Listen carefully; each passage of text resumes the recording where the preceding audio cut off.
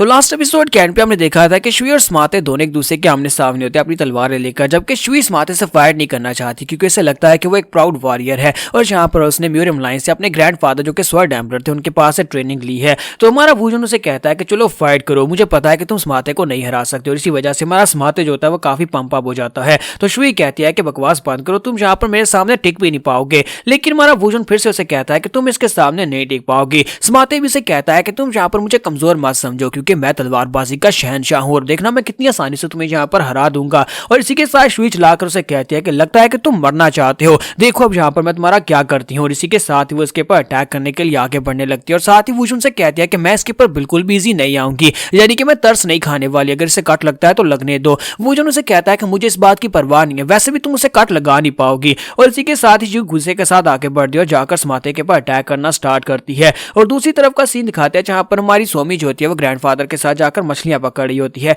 और यहीं पर शाम हो जाती है। और शाम के वक्त दिखाता है कि स्मार्टे भी थक चुका होता है लेकिन स्मार्टे की बॉडी के ऊपर एक भी कट नहीं होता। और दूसरी तरफ से शुई जो होती है वो अपनी तलवार टेक कर बैठी होती है और कहती है यहाँ पर हो क्या रहा है, मैं एक भी अटैक नहीं कर पा रही। वो मेरे सारे के सारे अटैक्स या तो ब्लॉक कर लेता है या फिर डॉज कर लेता है, लेकिन मैं उसके ऊपर अटैक क्यों नहीं कर पा रही, ऐसा कैसे हो सकता है। उस लड़के को तो अभी यानी तलवारबाजी सीखते हुए ज्यादा अरसा भी नहीं हुआ है, तकरीबन 1 महीना हुआ है उसे तलवारबाजी सीखते हुए, लेकिन फिर भी मैं उसे हरा नहीं पा रही, ऐसा कैसे हो सकता है। और वो फिर से बड़ी तेजी से आगे बढ़ती है और कहती है कि अब मैं इसे नहीं छोड़ूंगी। और फिर से जाकर वो तलवार टकराते हैं, जबकि ग्रैंडफादर भी वहां पर आकर खड़े हो जाते हैं। हमारा वुशन ग्रैंडफादर से कहता है क्या तुम देख रहे हो तुम्हारी पोती जहां पर बहुत ज्यादा इंपेशेंट हो रही है, यानी कि वो अपना सब्र खोती जा रही है और मुझे लगता है कि वो गुस्से में अटैक करेगी। तो उसके ग्रैंडफादर उसे कहते हैं हाँ मुझे लगता है कि वो बिल्कुल ऐसा ही करेगी। के साथ शुई वहां पर काफी ज्यादा गुस्से में हो जाती है और गुस्सा होने के बाद वो फुल स्ट्राइक के साथ फुल पावर्स के साथ अटैक करना स्टार्ट करती है। तो वो कहती है यहाँ पर ऐसा कैसे हो सकता है। असल में वो ये सोच रही होती है कि उसके सामने वाला ओपोनेंट जो है उसने तलवारबाजी कभी सीखी नहीं है और वो काफी कमजोर है, वो नौसिखिया है,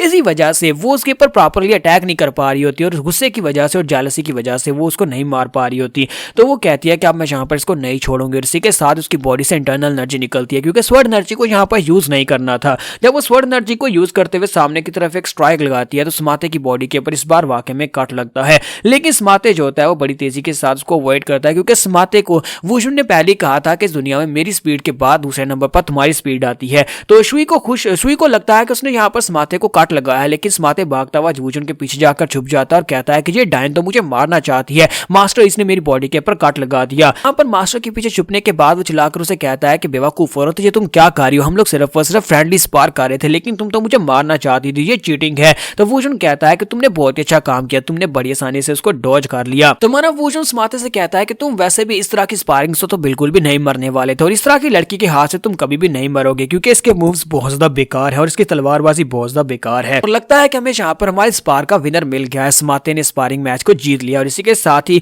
शुई वहीं पर नीचे गिर जाती है और साथ ही रोना शुरू कर देती है और कहती है कि ऐसा कैसे हो सकता है, मैं अपनी सारी जिंदगी ट्रेनिंग करती रही, लेकिन इसके बावजूद मैं यहाँ पर स्मार्टे को नहीं हरा सकी, इस जैसे एक छोटे से कीड़े को भी नहीं हरा पाई, मेरे लिए तो बड़ी इंसल्ट की बात है। तुम्हारा वुजन उसे कहता है कि ये छोटा सा कीड़ा जो है ये एक 3rd ग्रेड का मार्शल आर्टिस्ट है, यानी कि बहुत ही लो लेवल का मार्शल आर्टिस्ट है। अगर तुम इसको नहीं हरा सकती तो दोबारा कभी मेरे सामने मत आना और मुझे ये मत करना कि मेरे साथ तुम्हें फाइट करनी है। और फिर साथ ही वो स्मार्टे से कहता है कि तुम यहाँ पर खड़े क्यों हो, जाओ जाकर खाना बनाओ। तो वो कहता है हाँ मास्टर मैं आ रहा हूँ, मैं भी जाकर खाना बनाता हूँ। जबकि शुई अभी वहां पर बैठी जो होती है वो रो रही होती है और कहती है कि यहाँ पर जो सब कुछ हुआ क्या। और इसी के साथ ही नेक्स्ट सीन जो होता है हमें डीमन कल्ट के लोगों का दिखाया जाता है, जहां पर डीमन कल्ट का एडवाइजर जो होता है वो कुछ डेड बॉडीज को देखने के लिए आता है। डीमन कल्ट के कुछ लोगों को मार दिया गया होता है और सभी लोग ममीफाइड हालत में वहां पर पड़े होते हैं। तो एडवाइजर जो होता है वहां पर उनको चेक कर रहा था, जबकि उसका एक साथी उसके साथ होता है। तो उससे कहता है कि सर यहाँ पर कोई भी ऐसे फाइट के निशान नहीं मिले जैसे कि यहाँ पर स्ट्रगल किया गया हो या फिर किसी ने यहाँ पर अटैक करके इन सभी को पूरी तरह से मारा हो। सभी की बॉडीज इस तरह है जैसे इनको मम्मी बना दिया गया, इनकी बॉडी के अंदर से इनकी सोल या फिर इनके पूरे के पूरे ब्लड को सक कर लिया गया हो।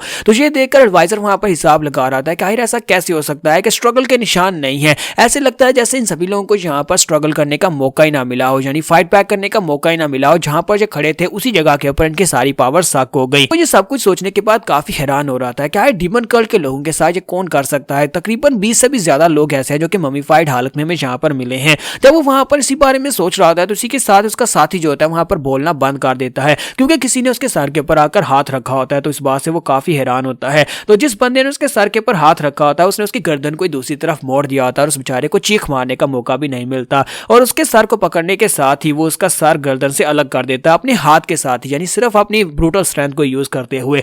और दूसरा बंदा यानी जो एडवाइजर होता है वो उसे कहता है कौन हो तुम और तुम्हें मुझसे क्या चाहिए। तो उसके सामने आते ही वो उसे कहता है मेरे सामने अपने घुटने टेको। तो इसी के साथ एडवाइजर उसके सामने अपने घुटने टेक देता है क्योंकि उसकी बॉडी से जबरदस्त प्रेशर निकल रहा था और वो उस प्रेशर के सामने टेक नहीं पाता और वो उसके सामने खड़े होकर उसे कहता है कि आज के बाद से मैं तुम सभी लोगों का मास्टर हूँ, डीमन कल्ट आज के बाद से मेरे अंडर है। साथ ही वहां पर वो बहुत ही डेविलिश से स्माइल भी देता है। तो ये जो बंदा है ये ब्लड स्टॉर्म सैक्रेड डीमन है। इसके बारे में पहले एक बार बताया जा चुका है जहां पर मुग वैंग ने 3 रात तक ब्लड विंड डीमन के साथ फाइट की थी। ये बंदा वही है, ब्लड विंड डीमन। पर से नेक्स्ट सीन जो होता है म्यूरियम अलायंस और साथ में दूसरी जो नई स्वॉर्ड अलायंस बनी थी उसके बारे में बताया जाता है कि जहां पर जो 8 फैमिलीज थी, 8 फैमिलीज ने मिलकर जहां पर अपने लिए हीवनली सैक्रेड स्वॉर्ड अलायंस बना ली थी और दूसरी तरफ 10 बड़े सेक्टर्स जो थे उन सभी लोगों ने म्यूरियम अलायंस की कमांड संभाली हुई। तो जहां पर ये 2 फैक्शन में बढ़ चुके हैं तो म्यूरियम अलायंस की हालत इस वक्त काफी ज्यादा कमजोर है। इसी वजह से उन्होंने अपने काफी कुछ एडवाइजर्स को वहां पर भेजा ताकि वो हीवनली स्वॉर्ड अलायंस को अपने साथ मिला सके, लेकिन हीवनली स्वॉर्ड अलायंस ने उनके साथ मिलने से मना कर दिया और कहा कि हम लोग अपनी अलायंस को यहाँ पर चलाएंगे और म्यूरियम अलायंस का साथ कभी नहीं देंगे। और दूसरी तरफ से एक दूसरी पावर जो कि यहाँ पर पहले से गात लगाकर बैठी हुई थी, मौके के इंतजार में थी कि म्यूरियम अलायंस को खत्म किया जा सके, वो येलो मार्शल कासल है। तो येलो मार्शल कासल के लोगों को जब पता चलता है कि यहाँ पर दोनों फैक्शंस आपस में अलग अलग बट गई हैं और यहाँ पर म्यूरियम अलायंस की हालत काफी ज्यादा कमजोर है क्योंकि उनके पास वर्ल्ड एम्परर भी नहीं है, तो वो बार बार उनके ऊपर अटैक करके उनके हेडक्वार्टर के ऊपर कब्जा करने की कोशिश कर रहे हैं। दूसरी तरफ स्वर्ड एम्परर इस सबसे बेखबर अपनी लाइफ वहां पर गुजार रहे हैं, अपनी पोती और दूसरी सोमी के साथ वहां पर अपनी लाइफ मजे से गुजार रहे होते हैं। तो यहीं पर शुई को दिखाता है कि शुई उदास बैठी होती है, ग्रैंडपा उसके पास आते हैं तो उसे कहती है ग्रैंडपा प्लीज मुझे माफ करना, मैं यहाँ पर आपके सामने हार गई। तो उसे कहता है बेटा अगर तुम यहाँ पर हारी हो तो ये सिर्फ और सिर्फ इस वजह से हारी हो क्योंकि तुमने वहां पर मेरे स्टाइल को कॉपी करने की कोशिश की, तुम सारी जिंदगी मेरे स्टाइल को कॉपी करती रही, लेकिन जब तुम्हारे सामने जो ओपोनेंट था उससे अगर तुम यहाँ पर मेरे स्टाइल में फाइट करना चाहती हो तो फिर तुम्हारे पास स्पीड होनी चाहिए क्योंकि समाते की जो बेसिक मूव्स थे वो स्पीड के ऊपर बेस करते थे, वो तुम्हें डॉज कर रहा था और तुम यहाँ पर मेरे स्टाइल को कॉपी तो कर सकती हो लेकिन तुम यहाँ पर मेरे स्टाइल के साथ फाइट नहीं कर सकती, यही तुम्हारा सबसे बड़ा फ्लॉ है।